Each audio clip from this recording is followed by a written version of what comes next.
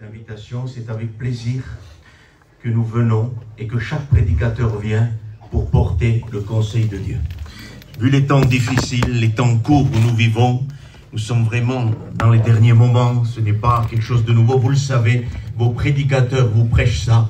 Mais en tout cas, vu où nous en sommes, il est temps rapidement que les églises s'affermissent, que nos amis donnent leur vie à Dieu et que chaque personne s'approche de Dieu parce qu'il reste peut-être quelques minutes, quelques mois, quelques années. On ne peut pas fixer de date. Si on voudrait fixer une date, ça serait de la pure spéculation. La parole de Dieu ne précise pas le jour ou l'heure vraiment quand il viendra. Mais tous les signes sont en train de se mettre en place et nous comprenons que bientôt nous allons rentrer chez nous. Bientôt nous allons rentrer dans la paix. Bientôt nous allons toucher le trône. Bientôt nous allons arriver devant l'agneau de Dieu. Amen. Quelle certitude, frères. Quelle puissance de la parole de Dieu. La Bible dit, ta parole est certaine et véritable. Il n'y a que la parole. Amen. Enlever la parole ce soir du milieu de nous, ça ne sert à rien. Il n'y a rien qui peut se passer, il n'y a rien qui peut changer. Mais parce que la parole est là, tout est possible. Tout va changer. Amen. Mon fils a dit des circonstances parfois pénibles, difficiles, on ne s'en sort plus. C'est que la parole qui sort de là. Et ce soir, nous voulons la parole et rien que la parole. Amen. Parce que Jésus nous a dit un mot d'ordre, au-dessus de tout. Il nous a dit, car la parole ne peut pas être anéantie. Alors comment voulez-vous que nous nous passions de cette parole-là? Il a dit que la parole ne peut pas être anéantie. Le monde passera, tout passera, mais ma parole demeurera éternellement. Et nous avons besoin de revenir à ça. Quel plaisir d'écouter que Bartimée touche encore les cœurs. Les frères anciens, que Bartimée est en train encore de bouleverser les cœurs. Parce que quand on commence aujourd'hui à rentrer dans des prédications d'hébreu, de grec, d'araméen, où les gens ne sont plus touchés par la parole de Dieu, parce que l'évangile simple ne suffit plus. Nous avons besoin rapidement, peuple du Seigneur, de revenir à la parole de Dieu. Amen. Nous avons besoin de cela rapidement. Nous sommes en train de rentrer dans une intelligence supérieure. Dans les derniers temps, l'intelligence augmentera, dit la Bible. Mais dans la parole de Dieu, ce qu'on a besoin, nous les chrétiens, les serviteurs de Dieu, ce n'est pas que l'intelligence augmente, mais que c'est l'onction, la puissance de la révélation, qu'elle grandisse dans notre cœur pour que nous puissions recevoir de Dieu. Je pense que plus que jamais, il faut un mot de Dieu. Amen. Est-ce que vous voulez un mot de Dieu ce soir? Je le veux avec vous. J'ai besoin, Seigneur, dans ces temps difficiles, d'un mot de Dieu, d'un mot de Jésus. Amen. Est-ce que vous voulez que nous prions le Seigneur? On va fermer nos yeux et on va tous prier le Seigneur. Seigneur, notre Père et notre Dieu, c'est devant ta majesté que nous venons. Ta parole ne peut pas être anéantie. C'est pour cela que nous voulons demeurer avec elle du départ jusqu'à la fin. Seigneur, majesté, ce soir, je veux m'effacer, que tu prennes toute la place. L'église, moi avec l'église, on a besoin de ta parole ce soir. Nous avons besoin du conseil de Dieu. Viens révéler les temps difficiles. Viens révéler les ruses de Satan. Viens tirer le rideau. Seigneur, nous nous sommes habitués. Nous avons accepté, nous avons toléré des choses que nous n'aurions pas dû tolérer. Viens briser tout cela, viens rétablir, viens nous ramener, viens réformer par la seule puissance de ta parole, non pas l'exercice d'un homme, non pas l'effort d'un homme, mais la puissance de ta parole en accord avec le ministère de Dieu. Seigneur, merci ce soir pour la grâce, pour nos amis qui sont là, l'église qui est là, les rétrogrades qui sont là, tout le peuple réuni. C'est poussé par le Saint-Esprit que tu amènes des gens devant toi, devant ta parole. Seigneur, ce soir, je te fais confiance. Ta parole est la vie, Seigneur. C'est avec confiance que je prendrai la parole. Parce que je sais que tu as ressuscité, que tu es vivant et que tu es là ce soir. Alors, Seigneur, que je diminue et que tu croisses.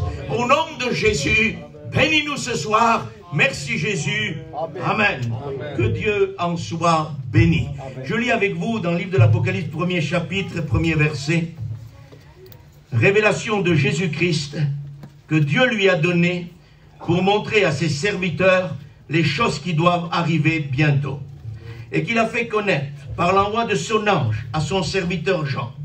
Celui-ci à attester la parole de Dieu et le témoignage de Jésus-Christ, soit tout ce qu'il a vu. Heureux celui qui lit et ceux qui entendent les paroles de la prophétie et qui gardent les choses qui sont écrites, car le temps est proche. Car le temps est proche. Car le temps est proche. C'est merveilleux. Amen. Rien que la lecture nous rend heureux. Et le livre le dit, heureux celui qui lit. Amen. Il ne dit pas heureux celui qui a tout compris, celui qui peut tout révéler. Non, il dit heureux celui qui lit. On est heureux quand on lit la parole de Dieu. Et que Dieu soit béni. Heureux celui qui lit les paroles de la prophétie et qui garde les choses. Il n'est plus le temps juste d'écouter, juste de lire et d'entendre. Il faut garder les choses, peuple du Seigneur. Le temps est périlleux, dangereux. Nous vivons dans un monde aujourd'hui qui va directement en enfer. Nous allons vers un temps très difficile, vers un temps particulier où il va falloir s'approcher de la parole de Dieu. Parce que si on ne s'approche pas de la parole de Dieu, on n'arrivera pas jusqu'à la fin. Pardonnez-moi, j'ai la liberté parmi vous ce soir.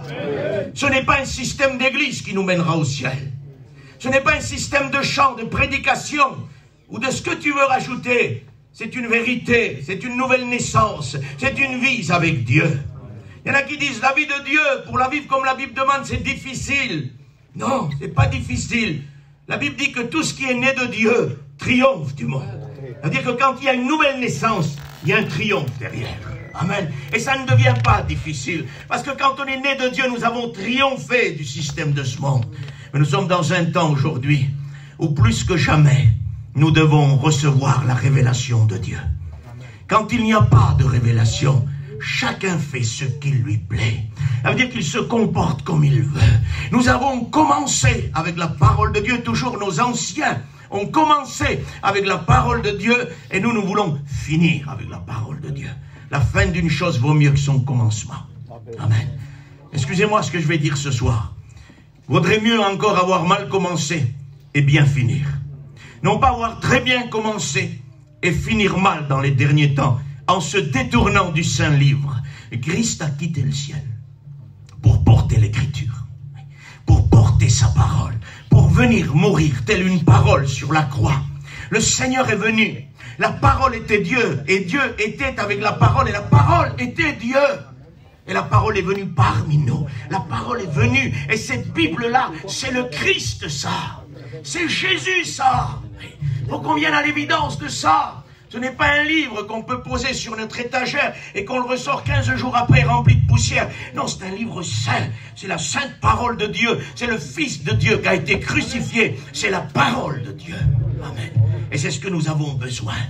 Révélation de Jésus-Christ que Dieu lui a donné pour montrer à ses serviteurs les choses qui doivent arriver bientôt. Oui. Il y a des choses qui sont en train d'arriver, ça y est. Des choses qui vont se mettre en place. Nous allons passer un temps très difficile, Église du Seigneur. Mes amis, vous allez vers une fin, vers un monde qui va aller directement dans la grande tribulation, dans une nuit de ténèbres. Mes amis, donnez-vous à Dieu. Rapidement, vous êtes en danger. Très dangereux de vivre dans le monde aujourd'hui. C'est la fin, c'est les derniers moments. Il faut se donner à Dieu. Il faut accepter le Christ. Amen. Et l'endroit est là ce soir pour cela, pour que tu donnes ta vie à Jésus. Parce que des choses sont en train d'arriver, mon ami. Des choses terribles. Le Covid, avec sa pandémie, avec tout ce que nous avons vu, les catastrophes, les maladies, les deuils, les problèmes que le Covid nous a portés. Le Covid n'est rien par rapport à ce qui est en train d'arriver dans la grande tribulation. Et il faut, mon ami, que tu ne connaisses pas ces temps vraiment terribles que Jésus a dit, si ces jours n'étaient pas abrégés à cause des élus, et non pas les élus de l'Église, parce que l'Église part. L'Église ne reste pas dans la grande tribulation, mais les élus, Israël de l'époque de la grande tribulation et de ceux que Dieu veut encore sauver dans la grande tribulation. Mais en tout cas, ce que je voudrais te dire ce soir, d'un temps terrible, personne ne pourrait être sauvé, a dit Jésus, si ces jours ne seraient pas abrégés. Mais dans son amour, il abrège les jours. Dans son amour, il fait grâce. Il demande aux pécheurs de se repentir. Parce que Dieu veut que personne ne se perde, mais que tous soient sauvés. Amen. Et tu devrais accepter Dieu ce soir. Tu devrais chercher Dieu. Il y a des choses qui sont en train d'arriver. Et ces choses-là sont terribles, affreuses. Vraiment, ça fait peur. Tu es en danger, mon ami. Tu es en danger. Église de Jésus, si nous ne nous rapprochons pas de Jésus, nous sommes en danger. Nous ne pouvons pas nous contenter dans le temps où nous sommes d'un système de 3 réunions par semaine, d'un séminaire de temps en temps, d'aller à la convention. Ça ne suffit pas. Il ne faut plus le faire. Bien sûr qu'il faut le faire. Quelle bénédiction d'aller dans un séminaire, dans la convention, d'aller dans une mission, d'aller à une réunion, c'est une bénédiction. Mais on ne peut pas se contenter de ça.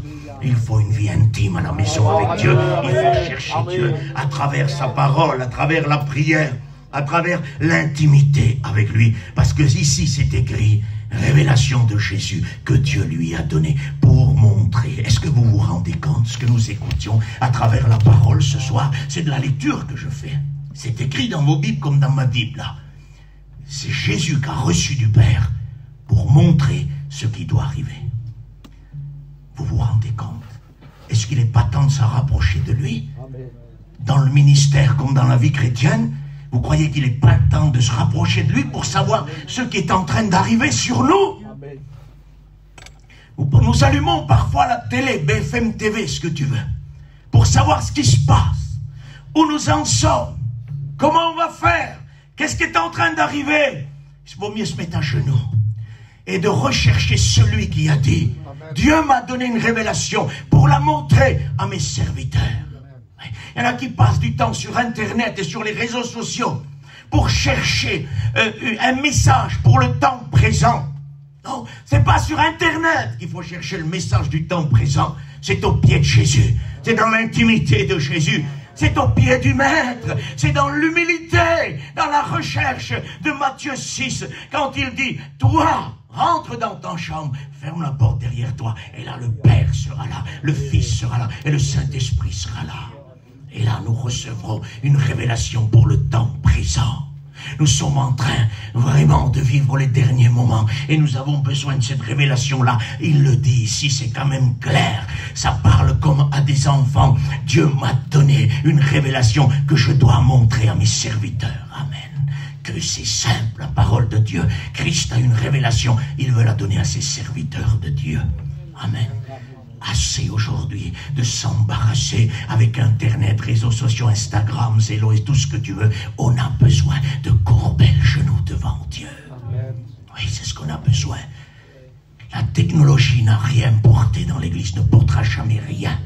Non, jamais rien du tout. Le réveil de notre mission s'est fait sans technologie. Et on veut continuer sans technologie. Ils ont bouleversé la France et le monde entier au réveil de la mission sans technologie. Nous, aujourd'hui, avec la technologie, on ne peut pas bouleverser un quartier. Ouais. On est plus de 2000 prédicateurs, on n'arrive pas à bouleverser un quartier. Vous vous rendez compte? Et au réveil, à quelques personnes choisies par Dieu, établies, ils ont bouleversé à cause de Christ crucifié et de l'onction de Dieu. On s'éloigne de cette simplicité-là. On croit qu'avec les réseaux sociaux, avec Internet, Facebook, on fera mieux. Avec des directs et tout ce que tu veux, on fera mieux. Les gens peuvent regarder, les gens peuvent être bénis. Et frère, tu peux toucher l'Amérique avec les réseaux sociaux. Laisse-moi déjà toucher mon voisin là. Peut-être ma femme, mon fils, mon cousin. Hein, on est tous ensemble ce soir. Peut-être qu'il faut que tu touches ta femme d'abord, ton mari, ton cousin, et après tu toucheras l'Amérique. Ouais. Parce qu'on veut être une lumière dans le monde, mais on n'est rien chez nous. Vous comprenez ça? On n'est pas capable de convertir son foyer et on voudrait convertir l'Amérique. Il est temps de s'occuper déjà de son foyer. Et après, quand son foyer est touché, élargissons. Vous comprenez ce que je veux dire? On a besoin vraiment de s'occuper de cette intimité-là. Christ a dit, allez par tout le monde, prêchez ma parole, guérissez les malades, libérez ceux qui sont sous la possession. C'est un ordre de Dieu. Bien sûr qu'on va le faire, bien sûr qu'il faut le faire, mais il faut vraiment maintenant rentrer dans cette intimité de Dieu pour que nous recevions et que nous regardions ce qui se passe derrière le rideau. Christ tire le rideau et nous voyons derrière ce qui se passe. Sans Christ, vous ne pouvez pas voir Satan agir. Avec Jésus, vous voyez Satan agir, se manifester. Les méthodes, les ruses de Satan sont révélées par le Fils de Dieu. Parce que Dieu le Père lui a donné une révélation qu'il donne à ses serviteurs pour que nous sachions où nous en sommes aujourd'hui. Où nous en sommes aujourd'hui. Nous sommes rentrés dans les derniers temps. La Bible dit, Vous le savez, le Fils de Dieu a paru dans les derniers temps. À la venue de Jésus, déjà, le monde a connu ces derniers temps. Mais nous, aujourd'hui, nous sommes dans les derniers temps et nous connaissons les jours difficiles. Nous sommes ici. Oui. Et les jours difficiles, vous savez lesquels c'est?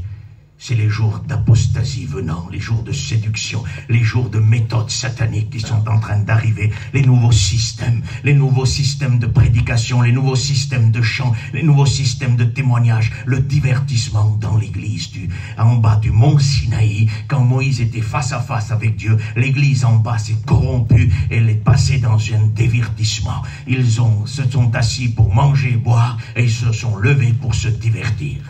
Et aujourd'hui, si on ne fait pas attention, l'Église va rentrer dans un divertissement. Les gens ne veulent plus de chant 3:16, de Bartimée, de la parole de Dieu. Non, ils veulent qu'on court sur les estrades, qu'on danse sur les estrades, qu'on ait des dents en or qui poussent, les frères prédicateurs, qu'on ait de la poudre d'or sur les mains. Qu'est-ce que vous voulez qu'on fasse avec ça? Ou qu'on tombe à la renverse? Ça nous portera quoi? Sinon un passage au CHU, ça nous ramènera rien. On veut de la bénédiction de Dieu. Amen. On ne veut pas du folklore, non. Nous voulons de la réalité, une onction particulière qui change les cœurs. Pas besoin de danser, pas besoin de faire un spectacle. La parole se suffit à elle-même. Quand on fait un spectacle sur l'estrade, c'est qu'on ne croit pas que la parole se suffit. Quand on veut rajouter sa personnalité dedans, c'est qu'on croit que la parole de Dieu ne peut pas faire d'elle-même tout ce qu'il y a à faire. La parole se débrouille sans moi. Sans vous, excusez-moi les prédicateurs, sans mettre les anciens, je prends les jeunes avec moi ce soir. Il se débrouille sans nous. Il nous fait grâce du ministère, mais il peut se débrouiller sans nous. Il envoie sa parole sur toute la terre, et la terre parcourt, la parole parcourt toute la terre à la recherche d'un cœur. Pourrait se passer de nous, et par grâce qu'on prêche. C'est parce qu'il l'a voulu, c'est parce qu'il l'a choisi, c'est parce que sa majesté a voulu le faire, mais il peut se passer de nous.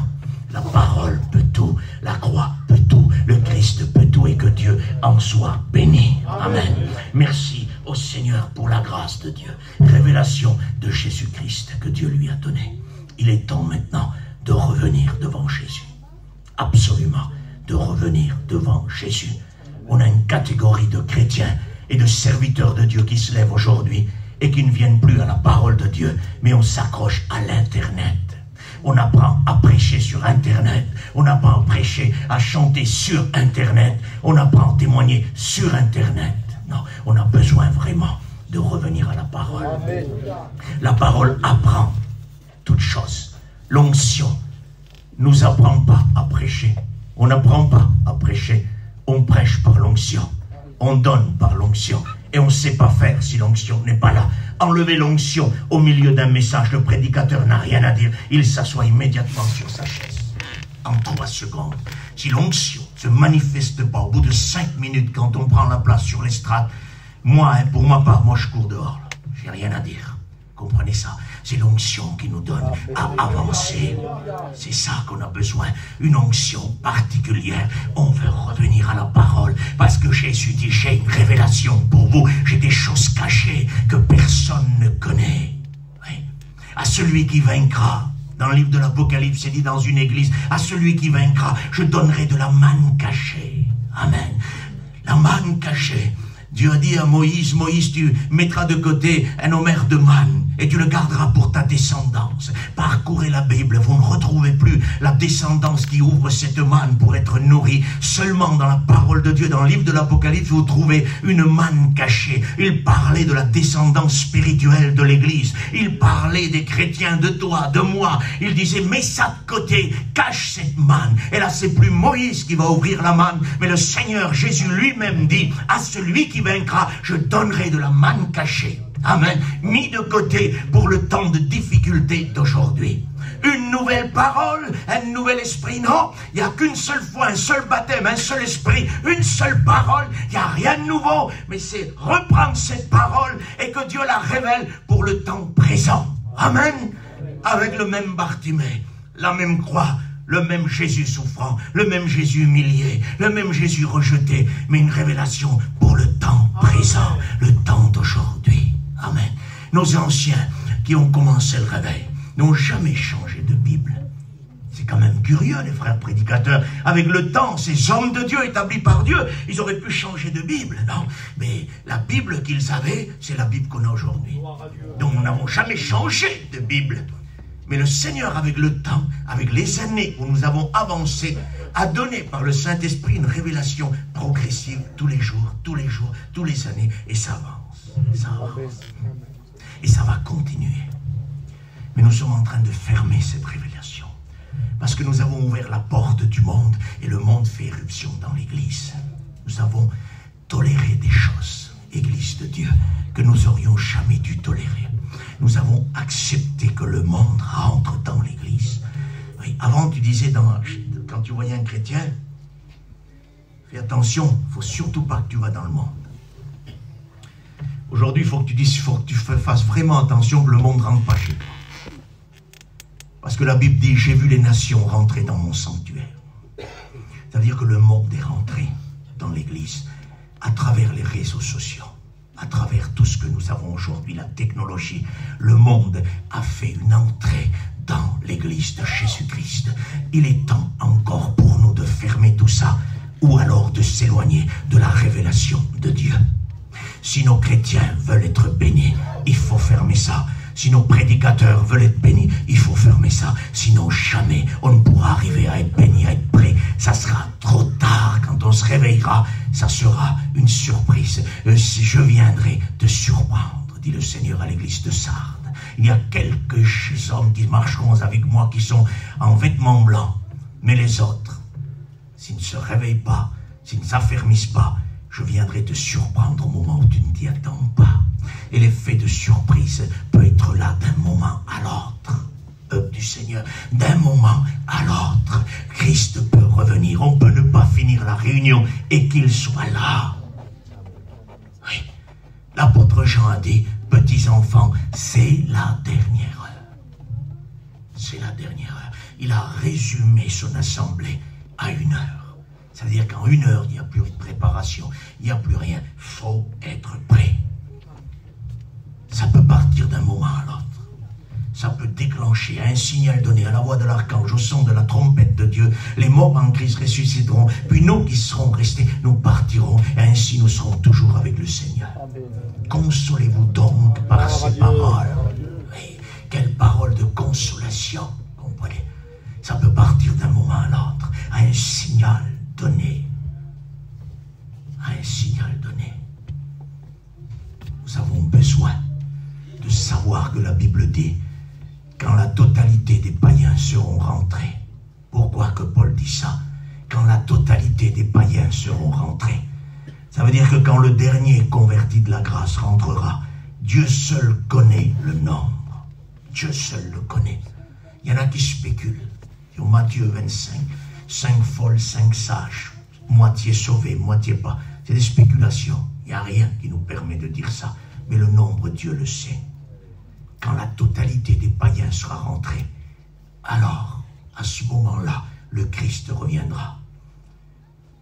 Est-ce que tu sais, toi, est-ce que je sais, moi, si ce n'est pas ce soir, dans cette salle, que le dernier qui fait la totalité du chiffre que Dieu connaît, ne le remplit pas ce soir ici, ou dans une autre réunion, parce qu'il y a des millions de réunions qui se font ce soir. Et qu'à ce moment-là, le signal est donné, et l'Église va partir. Ça va partir bientôt. Ça va partir. Il faut qu'on s'accroche. Mes frères, mes sœurs, mes amis, il faut que vous vous accrochiez à Dieu. Parce que ça va partir. Ça va bientôt aspirer d'une puissance énorme. Et tous ceux qui appartiennent à lui vont partir avec lui. Et tous ceux qui ne lui appartiennent pas resteront sur la terre. Et là, une nuit de ténèbres s'abattra sur le monde entier. Nous avons vécu un temps particulier. À travers les pandémies de Covid, c'était difficile. Et c'est pas fini. Excusez-moi, j'aurais voulu vous dire ce soir, nous allons vers la paix. Nous allons vers des jours meilleurs. Mais c'est pas ce que la Bible enseigne. La Bible nous dit, Jésus a dit, quand vous verrez ces choses-là, levez votre tête, la délivrance est proche. Matthieu 24, c'est dans le cadre de la grande tribulation. Ça ne nous concerne pas dans l'accomplissement, parce que nous ne passons pas par la grande tribulation. Il y en a qui veulent passer, Chacun son choix. Moi, je regarde la parole avec mes frères. Et qu'est-ce qu'on trouve, les frères? On ne passe pas dans la grande tribulation. Donc, il n'y a pas de raison de se forcer. Pour ça, vous comprenez? Il y en a qui forcent pour passer. Ben, force. Tu vas voir ce que c'est la grande tribulation. Vaut mieux que tu passes pas. Vaut mieux que tu partes. La grande tribulation, nous ne la connaîtrons pas. Mais écoute-moi bien. La Bible enseigne qu'il y a des temps difficiles. Jésus a dit, quand vous verrez ces choses arriver, levez votre tête, ta délivrance est proche. Matthieu 24, dans son accomplissement, c'est dans la grande tribulation. Mais dans son avertissement, c'est pour notre temps à nous d'aujourd'hui, l'Église de Jésus-Christ. Je le dis bien, dans son avertissement. Ne dites pas ce que je n'ai pas dit. Le frère Ferrat dit que c'est l'accomplissement de Matthieu 24. Non, je suis avec vous et je connais la parole de Dieu dans l'enseignement de la grande tribulation. Et puis, on n'y passe pas. Dieu nous aime trop pour ça. Et puis sa promesse. Il a dit, parce que tu as gardé la parole de la persévérance en moi, je te garderai aussi, moi, de l'heure de la tentation qui va venir frapper le monde entier. Dieu est fidèle à sa parole. Nous sommes vers un temps où nous allons aller de pire en pire. Pasteur, tu ne peux pas nous dire que ça va aller mieux. Mais si je te dirais ça, je mentirais contre la parole de Dieu. J'écoutais quelqu'un dire, après le premier confinement, quelques jours avant le deuxième, il dit, ça y est maintenant, c'est fini. Il a dit, tout est terminé. Maintenant, nous allons vers un temps de paix. C'est fini tout ça, le Covid est derrière nous. Maintenant, réjouis-toi, revis, Église, parce que ça va, tout ça est derrière nous. 3 jours après, confinement mondial. Bloqué de nouveau. Comment contrôlons-nous la parole du faux prophète ou du vrai prophète? Par l'accomplissement de ce qu'il dit. Et si ça ne s'accomplit pas, il n'est pas vrai, il est faux. Mais aujourd'hui, c'est devenu trop moderne. On ne peut plus discipliner comme ça. On ne peut plus regarder. Mais Zinda, chez nous, chez les Roms, on dit Mila. Zinda, tu peux pas. Le frère, t'as vu, il n'a pas voulu dire ça. Le frère, ouais, mais il n'a pas voulu dire ça, mais le frère l'a dit. Et la Bible dit que si quelqu'un annonce quelque chose et que ça ne s'accomplit pas, ce n'est pas un prophète, c'est un faux prophète. C'est pour ça qu'on ne s'en sort pas aujourd'hui. C'est parce qu'on est trop Zinda. On est trop bon. Vous comprenez? On est meilleur que Jésus. Mais en étant meilleur que Jésus, on fait des conceptions avec la Bible. On est en train de faire des tolérances par rapport à la parole de Dieu. Pour ça qu'on ne s'en sort pas. Nous allons vers un temps de pire en pire, peuple du Seigneur. Accrochez-vous. Nous avons connu dans l'Église des temps où l'Église naviguait sur les eaux paisibles. Oui, vraiment sur les eaux paisibles. Parce que nous avions nos séminaires, nos conventions, nos missions. Tellement qu'on en avait, parfois on disait, ben, ce samedi-là, je ne vais pas aller à la mission. Je vais me reposer, j'irai samedi prochain. Parce qu'on était sûr d'en avoir constamment des missions. Mais quand ça a commencé à bousculer, et que nous n'avions plus de réunions, plus de missions et plus rien du tout, c'est là qu'on a compris qu'on a perdu quelque chose de cher en réalité. Parce que parfois, il faut perdre quelque chose pour voir la valeur qu'il a. Vous comprenez? Quand on ne pouvait plus partager le pain et le vin dans nos églises parce que c'était fermé, la valeur de la Sainte Seine est revenue. Oui. Quand j'ai repris la Sainte Seine, moi, quand l'église se sont réouvertes et qu'on a repris la Sainte Seine pour la première fois, vous savez ce que j'ai dit à mon foyer, moi? Est-ce que vous voyez l'importance de la Sainte Seine? On avait perdu ce caractère sacré. C'était devenu une habitude pour nous, la Sainte Seine. Mais regardez combien on ressent maintenant que c'est sacré. On avait perdu, c'est revenu. On a vu le caractère sacré et la valeur de ces choses-là. Parce que nous étions habitués à faire ça. Nous avons vécu sur des eaux paisibles. Mais avec le Covid, ça a commencé. Le bateau a commencé à franchir les rapides. Et ça a commencé à bouger. Et je voudrais vous dire, peuple du Seigneur, mes amis, ça va encore plus bouger. Il est temps, Église du Seigneur, d'attacher votre ceinture. Parce que ça va bousculer. Il faut mettre la ceinture de la sécurité. Il faut prendre la ceinture de la parole de Dieu qui est la vérité. Et il faut s'attacher, excusez-moi, de l'expression. Mettez la ceinture de la parole de Dieu sur vous. Ça va bousculer. Oui, ça va bousculer. Et si vous n'avez pas la ceinture de la parole de Dieu, vous allez être éjecté du bateau rapidement. Parce que les rapides vont s'accélérer, s'accélérer, s'accélérer. Et on va vraiment vers des chutes de Niagara. Le bateau va vers les chutes de Niagara. Oui. Ça va bousculer. Attachez votre ceinture.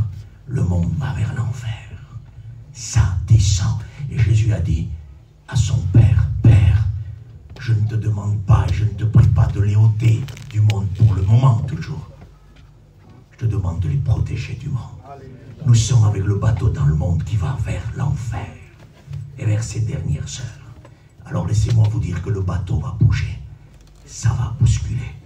Et quand la poulpe du bateau, la pointe du bateau arrivera aux chutes de Niagara, à ce moment même, la grâce de Dieu, a un signal donné à la voix de l'archange au son de la trompette de Dieu, le bateau partira dans les chutes, mais nous nous serons enlevés.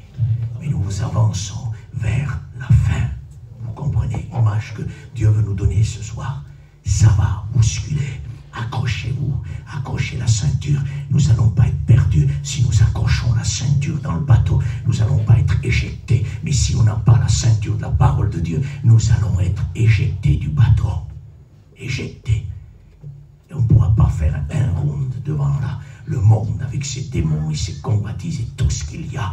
Nous n'y arriverons pas. Il faut revenir à la parole de Dieu.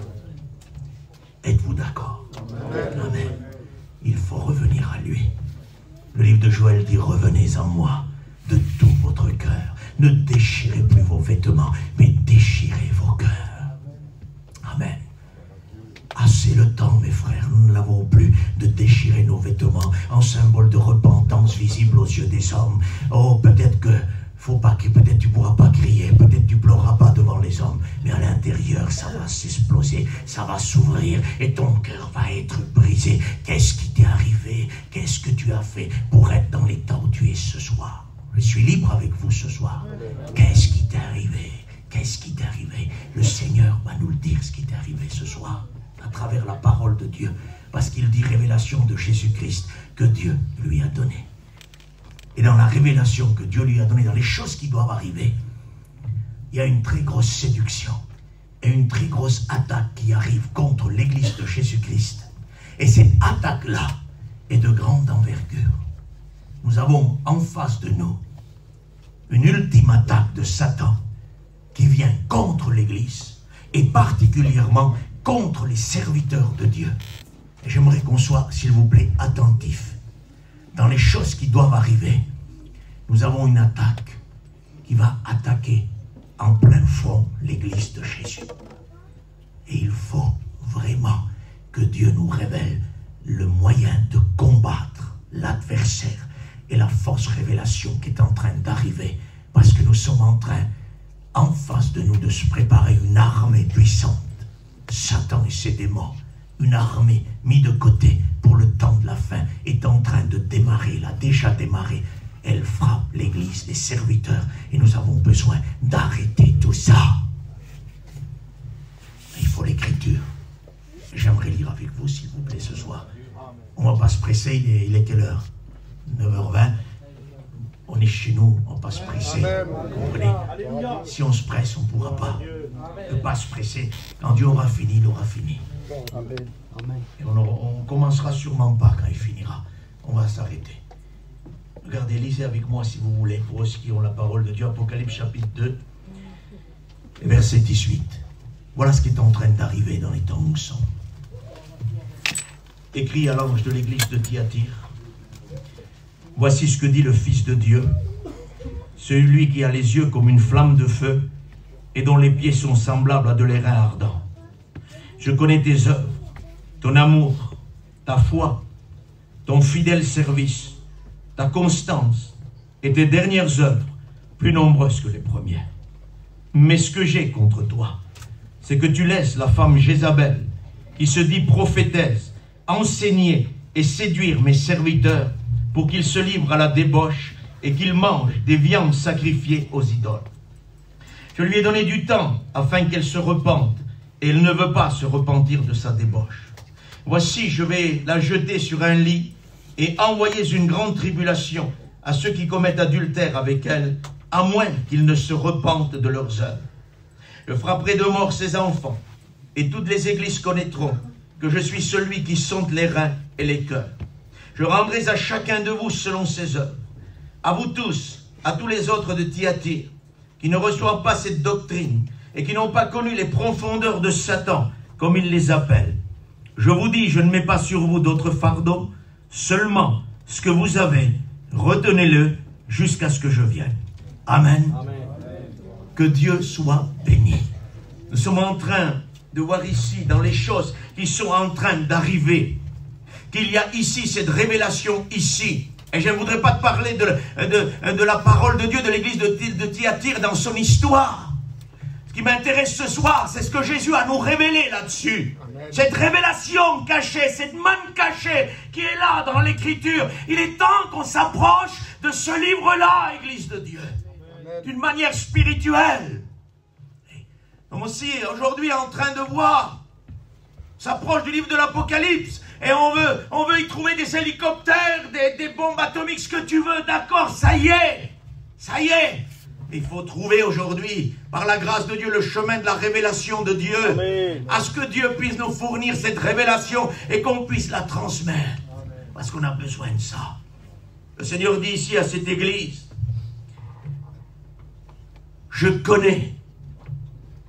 Ça veut dire qu'il connaît chacun de nous personnellement ce soir. Amen. Il n'y a rien de caché qui ne sera découvert.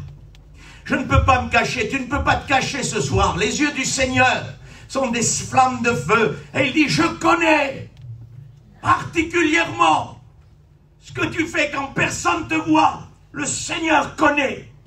Parce que nous croyons aujourd'hui, et nous sommes entrés dans un temps comme cela, où les gens se permettent de toucher à la convoitise, au péché, à tout ce qu'ils veulent, parce qu'ils croient que Dieu ne voit plus. Parce que quand on s'éloigne de Dieu, on le ramène au niveau de la créature, et on croit que comme un homme ne peut pas voir, quand personne voit, Dieu ne peut non plus voir. Mais Dieu n'est pas un homme. Dieu voit tout. Il sait tout. Il peut tout. Et il fait ce qu'il veut, quand il veut, où il veut. Dieu est puissant. Il sait tout. On croit que Dieu nous ressemble. Le Seigneur dit, je connais tout ce que tu fais. Il me dit, fais, tu peux rien cacher, je connais ta vie. Le soir, le matin, à tout moment, je connais ta vie. Je sais ce que tu fais quand personne ne voit. Et j'aimerais que nous venions à ça. Dieu nous voit à tout moment. De quelle manière est-ce que nous vivons devant Dieu? Mon frère, je vis d'une manière sainte. Tant mieux que Dieu te bénisse, peut-être qu'il y en a d'autres que non. Est-ce que vous comprenez? Et ce soir, on doit comprendre que les yeux du Seigneur sont sur nous. Il dit, je connais tout de toi. On croit parfois ressembler à Dieu. Le psaume 51 dit, tu t'es imaginé que je te ressemblais. Vous vous rendez compte? Tu t'es imaginé que je te ressemblais. Je vais te reprendre et je vais tout mettre devant tes yeux afin que tu vois que je ne te ressemble pas. Et c'est ce que nous sommes en train de voir ici, à l'église de Thyatire. Le Seigneur est en train de reprendre cette église-là et de lui montrer qu'elle ne ressemble pas à Dieu. Et le Seigneur dit, je connais ta foi, ton fidèle service. Dans une version, c'est ton ministère. Dieu connaît nos ministères, les frères, ce soir. Il le connaît à chacun de nous. Il connaît nos ministères. Oui. Il connaît les ministères qu'il a lui-même remis, parce que les dons viennent d'en haut. Il est parti en haut, il a fait des dons aux hommes. Ça vient de lui. Il les connaît. Il ne connaît pas ceux qui se mettent dans le ministère. Il connaît ce que lui établit dans le ministère. Celui qui l'a fait don aux hommes du ministère. Et que Dieu en soit béni. Je connais ton ministère. Je connais ta foi. Et regardez ce qu'il est dit là. On dirait qu'il est en train de louer cette église. Non. Mais quand le Seigneur tire le rideau, c'est autre chose. Je connais tes œuvres. Tes dernières œuvres, plus nombreuses que les premières. Ça veut dire que l'Église travaillait plus qu'au début. Oui. C'est louable, ça. C'est louable. Oui, mais c'est pas ce que le Seigneur veut dire là. Il ne veut pas louer là, pour les dernières œuvres plus nombreuses que les premières. Lui est en train de dire à Thyatire, oui, tes premières œuvres n'étaient pas nombreuses, parce que tu vivais à mes pieds. Tu vivais dans la prière, tu vivais dans le jeûne, tu vivais dans la consécration. Tu n'avais pas beaucoup de temps pour travailler.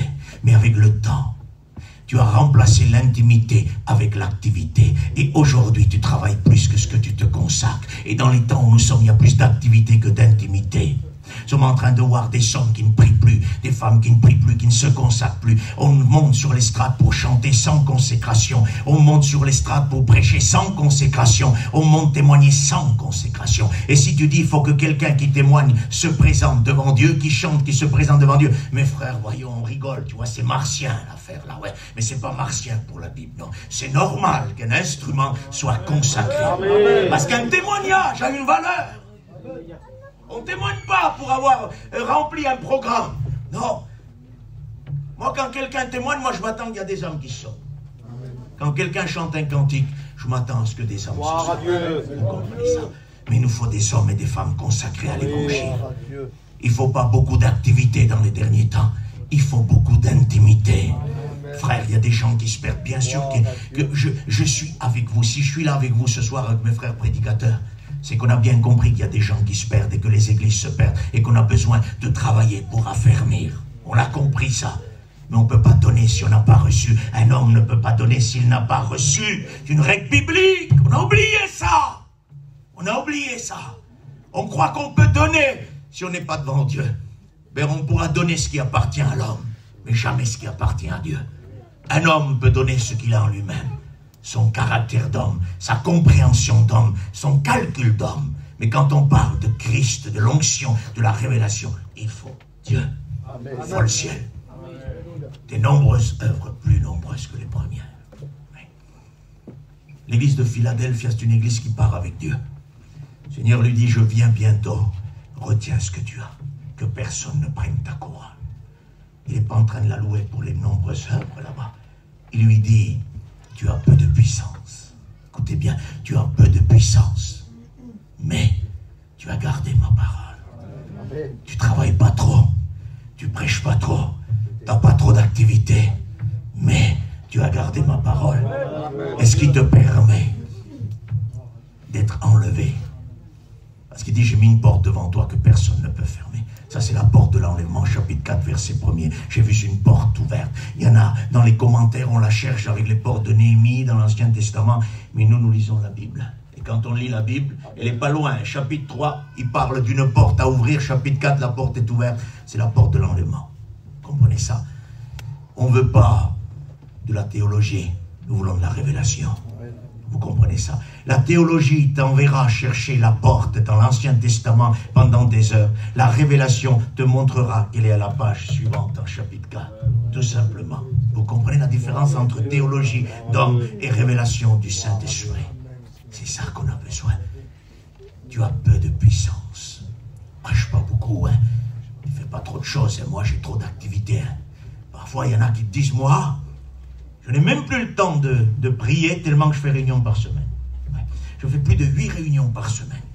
J'ai plus le temps de prêcher. Ouais. Mais moi, je dis là, mon petit, assis-toi. Mon ami, assis-toi. Il y a un problème, il y a un malaise.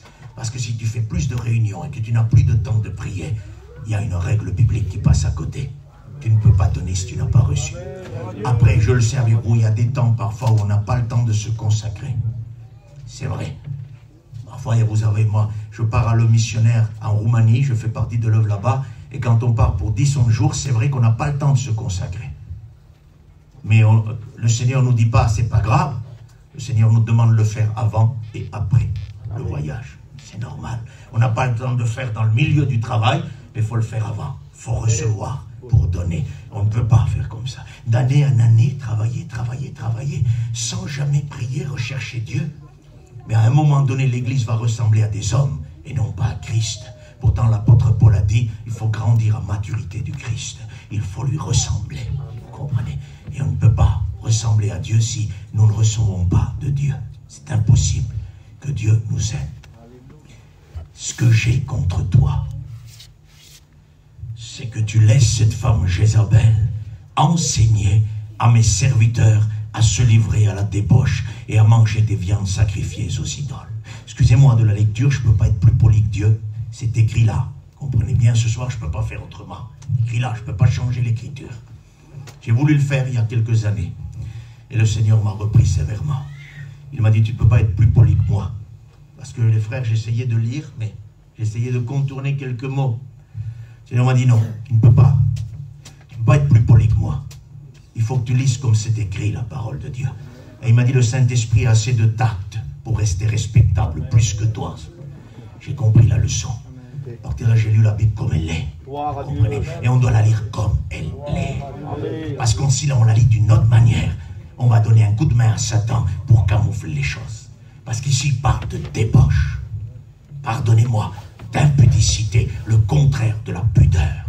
Oui. Ce que j'ai contre toi, c'est que tu laisses. Une autre version dira, c'est que tu tolères. Et vous savez, notre problème majeur, c'est quoi dans les derniers temps? Nous avons toléré des choses que nous aurions jamais dû tolérer. Nous avons toléré. Et quand on tolère, et je le dis parce que c'est écrit, parce que ce que je vais dire maintenant, si ce n'était pas écrit, il y a beaucoup de prédicateurs qui pourraient me dire, fais s'il te plaît, assis-toi, on va continuer la réunion. Mais parce que je fais que de la lecture, je peux le dire. Ce que j'ai contre toi, c'est que tu tolères. Ça veut dire que quelqu'un qui tolère a Jésus contre lui. C'est quand même écrit, hein? Heureusement. Quel soulagement. Tu déclares ça et c'est pas écrit. C'est écrit. Noir sur blanc. La tolérance. L'impudicité, c'est le contraire de la pudeur. Nous avons toléré.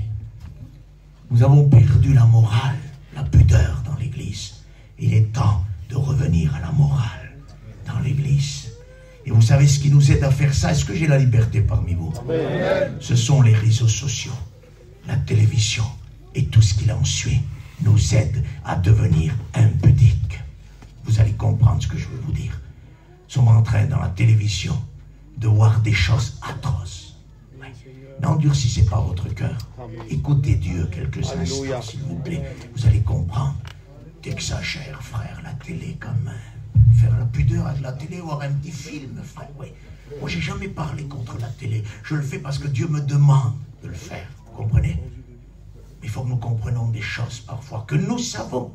Pourquoi vous croyez que Paul a dit, je répéterai les mêmes choses qui sont pour vous salutaires? Il les connaissait. Mais il fallait les répéter. Et ce que je vous dis, vous le savez. Il y en a qui disent, frère, ce que tu prêches, tu nous scandalises. Ce n'est pas moi qui vous scandalise, mes frères et sœurs. Si ce que je vais vous dire ce soir vous scandalise, ce n'est pas moi, c'est vos télés qui le font.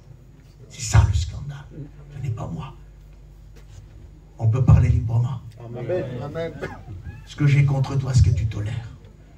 Comment a-t-on pu tolérer dans les foyers chrétiens que des choses horribles soient vues devant nos yeux à la télé?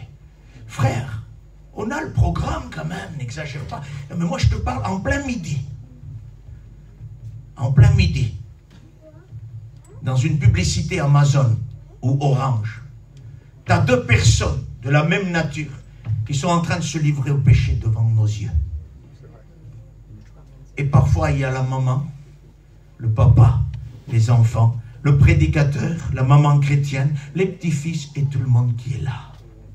Et ce que Jésus dit à cette église, c'est ce qui nous arrive à nous aujourd'hui. Ce que j'ai contre toi, c'est que tu tolères que cette femme enseigne mes serviteurs à accepter l'impudicité qui est le contraire de la pudeur. Je vais vous dire comment ça se fait, le problème, comment il vient. Moi, j'ai un petit-fils de 6 ans. Imaginez-vous qu'il vienne avec moi, on est à table, là, on mange. Et qu'à la télé, là, en plein midi, dans la publicité Orange, il voit ces choses devant ses yeux, là. Vous savez ce que Satan va lui dire si moi, je n'interviens pas et que je continue tranquillement à manger? Vous savez ce que Satan va lui dire? Tu vois ce que ces deux personnes font là? Si c'était réellement mauvais, ton grand-père qui est prédicateur éteindrait la télé. Mais parce qu'il n'intervient pas, c'est pas si mauvais que ça. Et dans quelques années, si le Seigneur n'est pas revenu, nous allons rencontrer une génération de personnes comme ça dans notre peuple. Parce que la morale est touchée.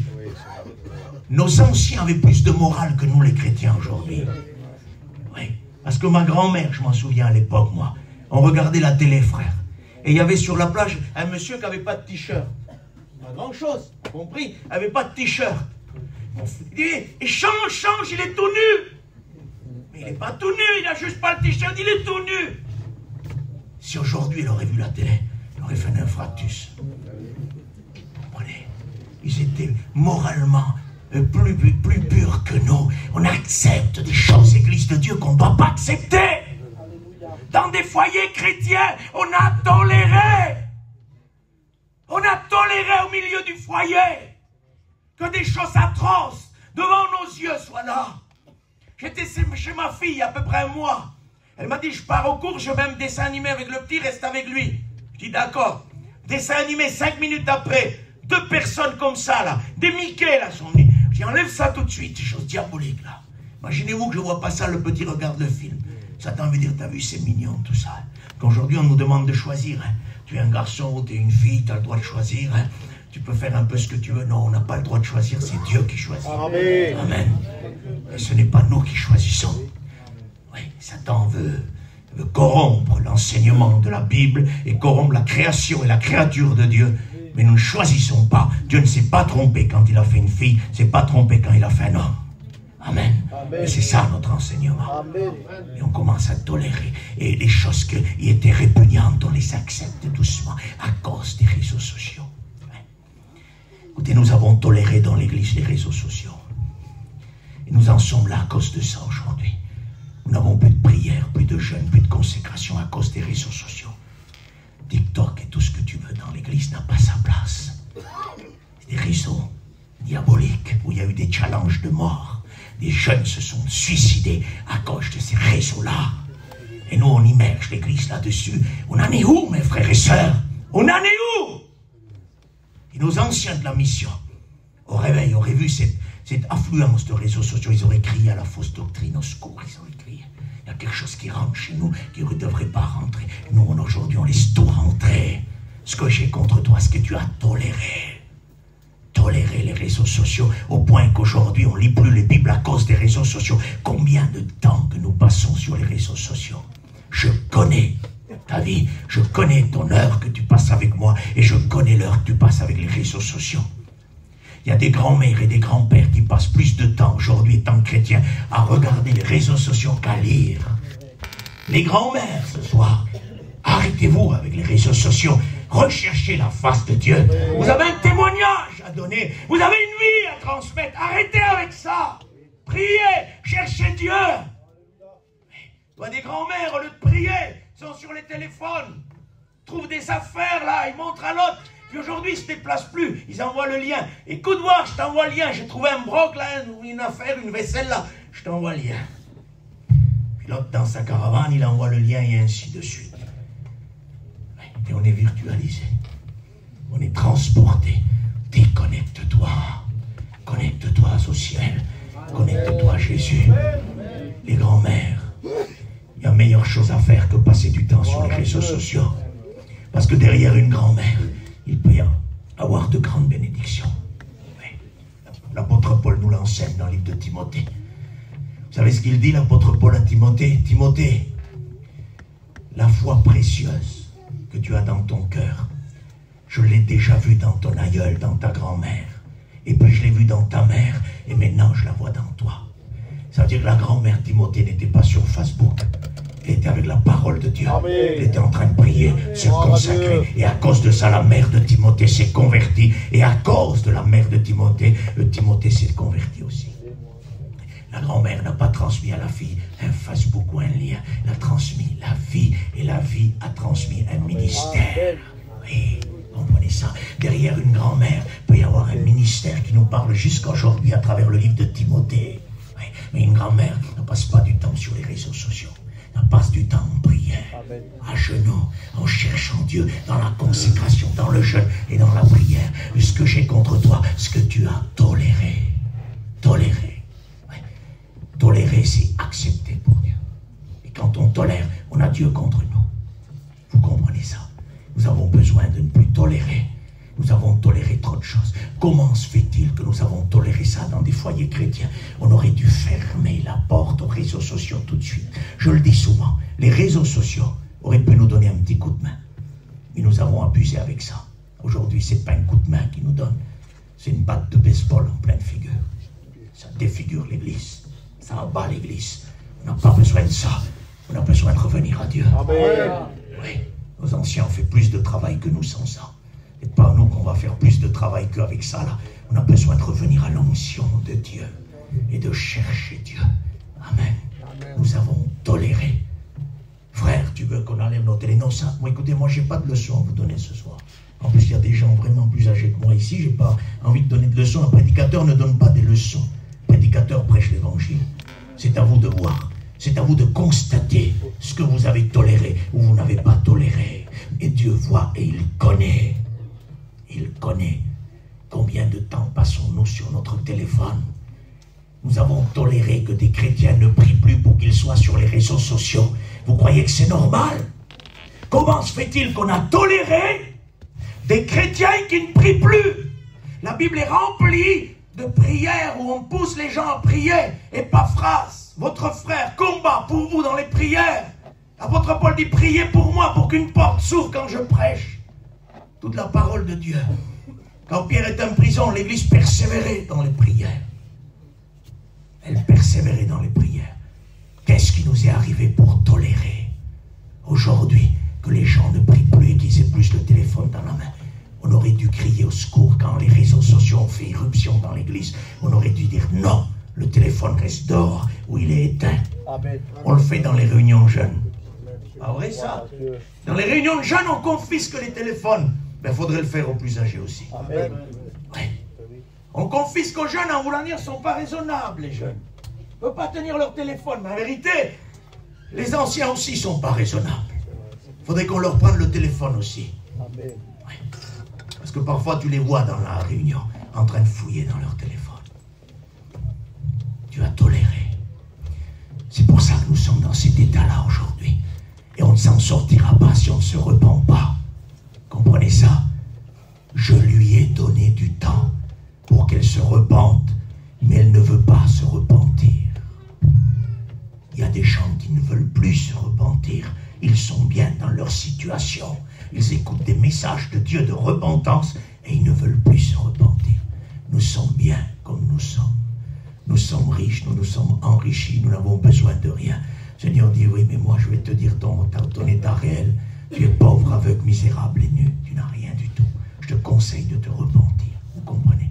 Ça veut dire que les gens aujourd'hui, Dieu donne du temps. Dans son amour, il donne du temps. Il donne du temps, le Seigneur. On peut continuer quelques instants. Amen. Le Seigneur donne du temps, mais il ne veut pas se repentir. Où en sommes-nous aujourd'hui? Quand nous écoutons des réalités, comment se fait-il que nous ressortons de la réunion et on en dit, c'est vrai, t'as vu? Mais on ne change pas de position. Ça veut dire qu'en réalité, je lui ai donné du temps pour qu'elle se repente, mais elle ne veut pas se repentir.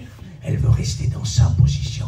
Parce que quand il dit heureux celui qui écoute et qui entend les paroles et qui les met en pratique, c'est qu'il faut écouter et pratiquer derrière. Prenez votre courage à deux mains. Je vais prendre mon courage à deux mains, moi. On va pratiquer, on va abandonner, on va se repentir. Tu nous donnes du temps, merci à ta grâce. On va se repentir. Seigneur, vous comprenez? C'est ce que Dieu veut. Comment sommes-nous arrivés ici à avoir des chrétiens sans jeûne et prière? Parfois, tu poses la question à quelqu'un. Tu as combien de membres dans ton église? 300 personnes. C'est bien ça. Oui, mes frères, je voudrais te demander, moi, les jours de jeûne, il y a combien de personnes? 30, des fois 20. Encore, je suis gentil, hein? 30, 20. C'est ton église, ça, frère. C'est pas les 300 membres. Parce qu'une église n'est de nouveau véritablement le Seigneur quand son pasteur annonce un jour de jeûne et prière. C'est en dérapant qu'elle vient à la réunion. Amen. Parce qu'elle veut sortir du monde pour rencontrer Dieu. Vous comprenez ça? Eh oui. Et pourquoi on se retrouve à 10 dans le jeûne et prière? Où sont les autres? Que font-ils? Le monde les attire plus que le jeûne et prière. Comment se fait-il? Comment se fait-il qu'on a toléré ça? Comment se fait-il? On s'est habitué à ça. 10 au jeûne, 300 membres dans l'église, les autres font quoi? Les 290 membres. C'est quoi comme membres pour qu'ils ne veulent pas jeûner? C'est les inconvertis qu'on aurait du mal à voir dans les réunions de jeûne, pas les chrétiens. Et parfois, tu as des inconvertis qui viennent parce qu'ils ont envie de s'approcher, que Dieu les touche. Vous comprenez ça? Nous avons toléré des choses qui ne vaillent pas. Mon frère, ma soeur, comment se fait-il que nous avons toléré l'abondance matérielle à un niveau élevé aujourd'hui? Comment se fait-il qu'on trouve une jet-set chrétienne aujourd'hui qu'on ne trouve pas dans la Bible? Comment se fait-il qu'on trouve ça, s'il vous plaît? Une jet-set chrétienne vivant à un niveau de luxe inégalé. Comment se fait-il qu'on accepte ça? Comment se fait-il?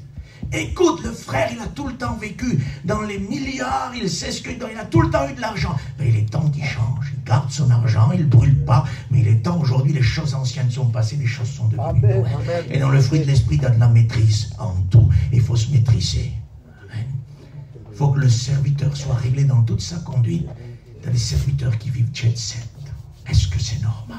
Nous avons toléré ça. Et nous avons accepté ça. Oui. C'est impossible ça, de faire ça. Non, c'est impossible. Oui. Écoutez, l'autre jour que un étudiant partait aux études. Et avant de partir aux études, il a fait l'anniversaire de son fils. Les frères ont dit c'était atroce. C'est quoi, c'est atroce? Les frères ont dit c'est atroce, tu sais pourquoi? Il a loué une salle. Il a pris des marchandises, et ça a touché les 80 000 €. Ça part aux études, ça. Si c'est moi, mon son ancien, il reste assis tout de suite pour quelques années encore plus. Quand il saura être maîtrisé, quand pour être dans toute sa conduite réglée, il part aux études. Mais ça s'appelle de la tolérance. Ce que j'ai contre toi, c'est que tu tolères. Et nous avons toléré. Comment voulez-vous les arrêter dans leur course? Quand ils sont déjà partis, c'est trop tard. C'est trop tard. Comment avons-nous accepté que l'Église tolère, et on va bientôt finir, et on continuera demain. Comment avons-nous accepté que les églises, les chrétiens se conforment aux fêtes du calendrier grégorien? Comment? Noël, 1er de l'an, et tout ce que tu veux. J'ai la liberté parmi vous. Un peu plus proche de chez nous, 14 février. Ça vous dit rien, cette date? La Saint-Valentin. Le petit Cupidon. Vous vous rendez compte, mes frères et sœurs, on rigole de ce qui fait notre honte. Nous avons toléré que dans un peuple chrétien, on fête la Saint-Valentin. Vous croyez que c'est normal? La Saint-Valentin est une fête souillée. Le petit Cupidon, vous savez c'est quoi? C'est la valeur du dieu Eros en grec. Et le dieu Eros était celui qui transmet la souillure dans le péché. Je ne peux même pas en parler. La fête de la Saint-Valentin était changée par un pape à une époque. C'était une fête atroce. Atroce, je ne peux même pas citer ce soir ce qui se faisait. Et aujourd'hui, nous, parce que le pape a décidé que ça s'appelle Saint-Valentin, on est en train de fêter ça. Les chrétiens vont au restaurant. 300, 400, 500 € le restaurant. Il t'a payé le restaurant, ton chéri. On devient vite gadjo avec les années. Parce que chez nous, t'écoutais pas chéri. Non. Si mon père m'aurait écouté dire chéri à ma femme, je t'aurais pris une chérie sur la figure, t'aurais vu. Non, on devient gadjo avec le temps. Ça ne plaît pas à certaines personnes ce que je dis ce soir. Mais en réalité, ça n'est pas lamentable de ce que nous avons accepté. Nous avons toléré. Saint-Valentin, c'est une fête souillée. Oui. Et on ne doit pas fêter ça. Tu m'excuses, mais on ne doit pas fêter ça. On prend part à des esprits mauvais. Oui. Parce qu'aujourd'hui, le monde nous le montre sous une manière subtile. Et ça nous fait passer par les publicités comme la subtilité. Mais en réalité, ça demeure quand même cette fête souillée. Oui. C'est tout. Et aujourd'hui, tu vois des chrétiens et des serviteurs de Dieu qui vont à la Saint-Valentin. Et si tu en as un qui ne va pas, on va voir la femme dire, mais comment ça se fait qu'il ne t'a pas amené au restaurant? Et la sœur dit, mais c'est parce que je ne veux pas. Tu ne veux pas? Mais qu'est-ce qui t'arrive? Non, il ne m'arrive rien, je suis une chrétienne normale. Parce que regardez ce qui se passe aujourd'hui, et puis on va finir. Hein. Il est 10 h, on va finir. Vous savez ce qui se passe aujourd'hui? C'est qu'on a tellement toléré que celui qui fait les choses qu'il ne faut pas faire, on ne lui dit rien. Mais celui qui fait les choses qu'il faut faire, on le pointe du doigt. Parce que si quelqu'un ne fête pas la Saint-Valentin, t'as pas vu, il se prend, il a des ailes dans le dos, lui. Meilleur que tous, lui. Ma soeur, toi, t'es meilleur, toi, hein. Mais les autres, là, qui vont au restaurant, Saint-Valentin, tout ce que tu veux, pourquoi on leur dit rien? Et parce qu'un veut se couper de ça, on est en train de lui montrer son état. C'est parce qu'on a tellement toléré que quand un sort du groupe, là, on est en train de l'abattre. Et le livre d'Amos dit, vous avez fait boire des liqueurs à vos naziréens. Ça veut dire qu'on a brisé la consécration de certains chrétiens en leur disant, t'es pas pasteur, toi. Ma soeur, t'es pas un pasteur, toi. Pourquoi tu lis tant la Bible? Pourquoi tu jeûnes? Pourquoi brisé leur vœu de naziréen à cause de ça. Ouais, comprenez ça? Alors écoutez, on a trop toléré, on a trop accepté. On n'aurait pas dû accepter la Saint-Valentin. Ouais, c'est tout ça. Hein. Non. Vous comprenez, ça va pas. Ça va pas du tout. Comment a-t-on-nous toléré que nous avons des apéritifs de table à 1000 €? Quant à des chrétiens qui n'ont pas mangé en 2023, les frères, tu vois des tables d'apéritifs 1000 €, tu vois des anniversaires à 15 000 €, tu vois des mariages, même pas la peine. Des mariages, il y en a qui vont prendre la robe à Dubaï. Tu te rends compte, toi, c'est pas. Hein? À Dubaï, tu as des chrétiens qui rêvent d'aller à Dubaï. Mon frère, je rêve d'aller à Dubaï. Tu rêves d'aller à Dubaï? J'aurais préféré que tu rêves d'aller à Jérusalem, moi. Parce que Dubaï, c'est la Babylone des derniers temps. C'est la ville où le péché, le luxe et tout est réuni. C'est la ville des derniers temps, la Babylone des derniers temps. Et c'est là que les chrétiens veulent aller. Ouais. Les mariages, comment se fait-il qu'on a toléré les mariages? Et on va s'arrêter, je vous le promets, pour ce soir. Comment se fait-il qu'on a toléré les mariages qu'on fait aujourd'hui? Des mariages extravagants, jet set parfois, des robes à 10 000 €. Des décorations à 5 000, des voyages à 12, 13 000, 15 000, 20 000 €. Ouais. On marie le petit, la petite, c'est des chrétiens. Mais oui, pasteur, bien sûr, des chrétiens. Et tu les envoies où en voyage? Punta Cana. Ah, il est chrétien, le petit, la petite aussi. Ah oui, frère. Oui. Tu veux pas qu'on leur paye un voyage à Jérusalem? Ça serait pas mieux pour des chrétiens? Ça serait pas mieux pour leur témoignage? Parce que peut-être que les inconvertis doivent se poser une question. Qu'est-ce qu'ils vont faire à Punta Cana, c'est des chrétiens? Se griller au soleil? Punta Cana et toutes les îles paradisiaques sont des îles où on vend la créature de Dieu au prix de l'argent. Vous le savez ça, petit comme grand est vendu la créature de Dieu. Et nous envoyons nos enfants là-bas, chrétiens. Ouais, vous comprenez ça? On a toléré tout ça. Il y en a un qui m'a dit un jour, j'en peux plus, mon fils, il est parti depuis 12 heures, 13 heures d'avion, je suis à bout. Ben, tu aurais dû l'envoyer en Corse, tu n'aurais pas été à bout, il y a 1 heure de vol. Ben oui, attendez, il faut s'arrêter aujourd'hui. Parce que moi j'ai envie de dire à Dieu, Seigneur, tu t'es trompé, toi. Tu as fait un mariage dans la Bible, celui d'Adam et Ève. Et Seigneur, tu as oublié la salle, tu as oublié le photographe, tu as oublié Punta Cana, tu as tout oublié, toi, Seigneur. Tu mets 2 personnes ensemble, tu pries pour eux et tu leur donnes une bénédiction et pour toi ça suffit. Mais le Seigneur dit oui, parce que vous, ce que vous faites dans vos mariages, vous êtes en train de passer la bénédiction à côté, la prière pour les jeunes, au profit de toute la décoration et de tout ce qui est autour, quoi. Passer le plus grand, la chose la plus importante passe pour quelques secondes. Pour quelques secondes. Vous comprenez? Nous avons besoin de Jésus. Amen. Nous avons besoin de lui. Gloire à Dieu. Nous avons toléré. Toléré. Est-ce que je peux vous dire encore quelque chose et je vais prier? Amen. Comment se fait-il que dans certains mariages, il y en a qui se la dansent un peu en étant chrétien? Dites-moi comment. C'est mon peuple, frère.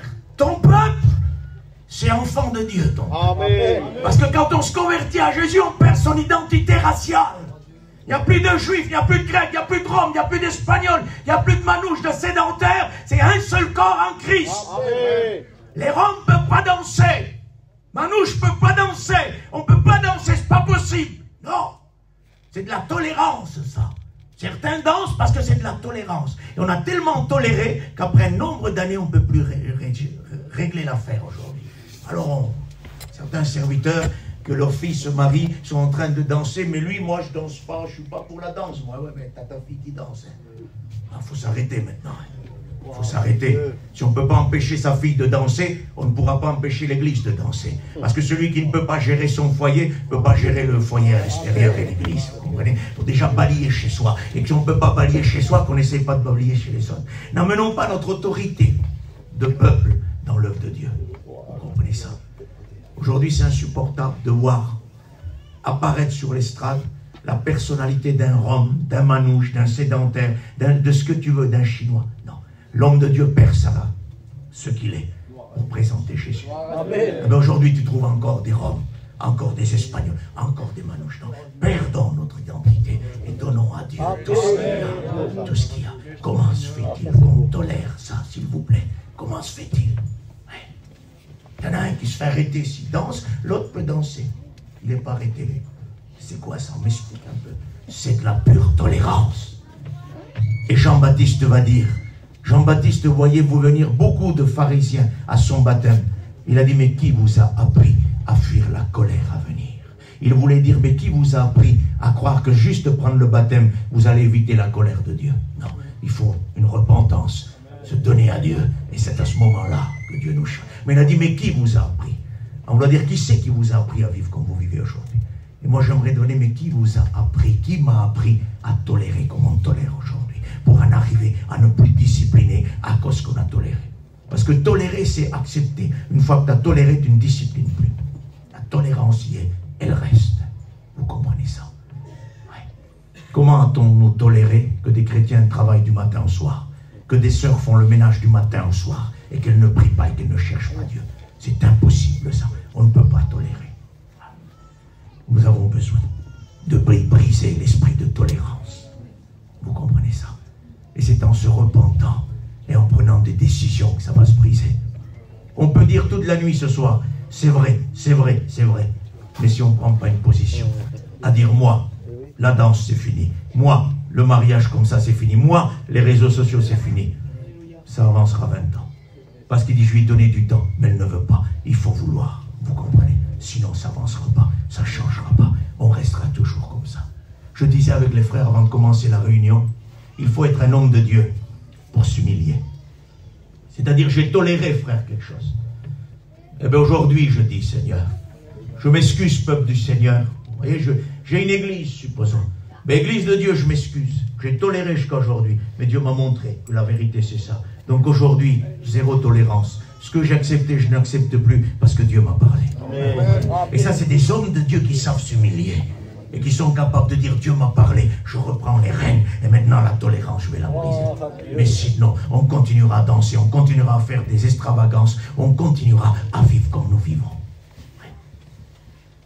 Et il est dit ici, je vais la jeter dans une grande tribulation.